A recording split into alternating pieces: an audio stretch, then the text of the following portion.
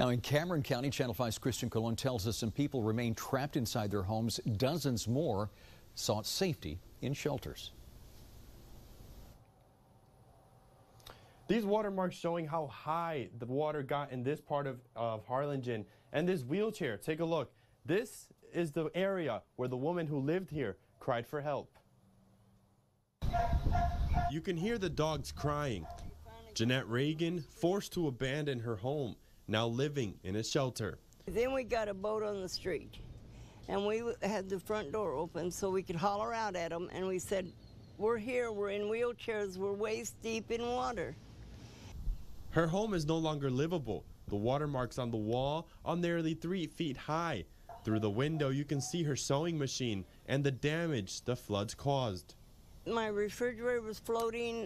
There was all kinds of things floating past me, great big heavy things. Everything was popping up. Both Reagan and her son are disabled. She managed to call 911. She thanks God for surviving a tragedy unlike anything she has seen in 78 years. And do the best I could, and I knew I couldn't do much, and I was going to have to give it everything I had, and that's about all I had going through my mind. She's now staying with her son at the shelter. She's diabetic, suffers from arthritis, and can't walk. Her medication, oxygen tanks, and glycometer all locked inside her home. The medical assistance she is getting is from the American Red Cross medical team.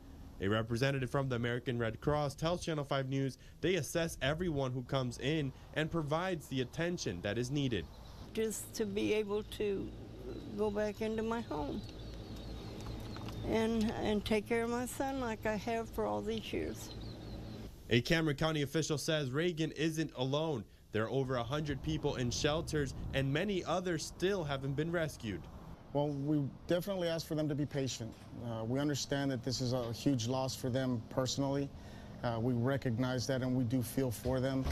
We are working as hard as we possibly can to bring down state officials and federal officials to start moving on public or individual assistance. Reagan says she hopes her home damage assessment is completed soon so she can then figure out what to do next.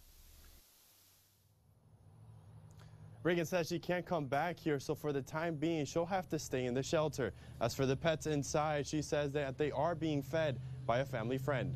Live in Harlingen, Christian Colon, Channel 5 News at 6. Well, this is a Channel 5 News Extra. A spokesperson for the American Red Cross says pets are not allowed inside the facilities, but owners can take them to the shelters. They will be left outside that shelter in a designated area.